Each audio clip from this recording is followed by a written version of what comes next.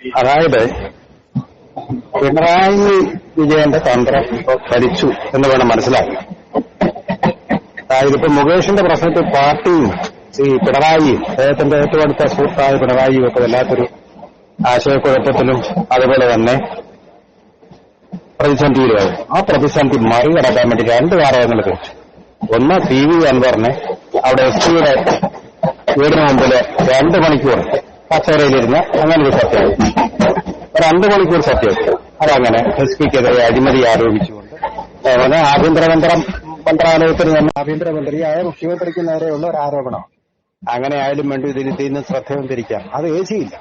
അതിനെ തുടർന്നാണ് ഇപ്പോ പെട്ടെന്നൊരു നാടകം പോലെ ആകാശത്തുനിന്ന് പൊട്ടി വീണ പോലെ അശനിവാദം പോലെ സംസ്ഥാന കമ്മിറ്റിയിൽ ഇപ്പൊ EP ജയരാജനെ സംസ്ഥാന LDF കൺവീനർ പദവിയിൽ നിന്ന് പുറത്താക്കി.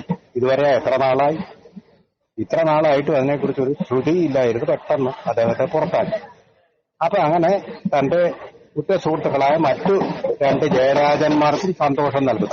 അതായത് P ജയരാജനും MV ജയരാജനും സന്തോഷം നൽകുക ഒരു കാര്യം കൂടി പുറത്തു വന്നു. അപ്പൊ മൊത്തത്തില് ഇത് ഫലിക്കുകയും ചെയ്തു. കാരണം പത്രക്കാരെല്ലാം ഇപ്പോ EP ജയരാജന്റെ രാജിക്ക് പിന്നാലെയാണ്.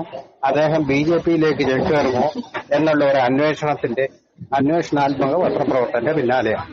സകലമാന പത്രങ്ങളും മാധ്യമങ്ങളും മുകേഷ് വിഷയത്തിൽ നിന്ന് മാറിയിരിക്കുന്നു എന്നുള്ളതാണ് ഇപ്പോൾ സംഭവിച്ചിരിക്കുന്നത്. അങ്ങനെ കംപ്ലീറ്റ് ശ്രദ്ധ മാറ്റുന്നതിൽ CPM-ന്റെ ഈ അടവ് നയം വിജയിച്ചിരിക്കുന്നതായിട്ടാണ് കാണുന്നത്.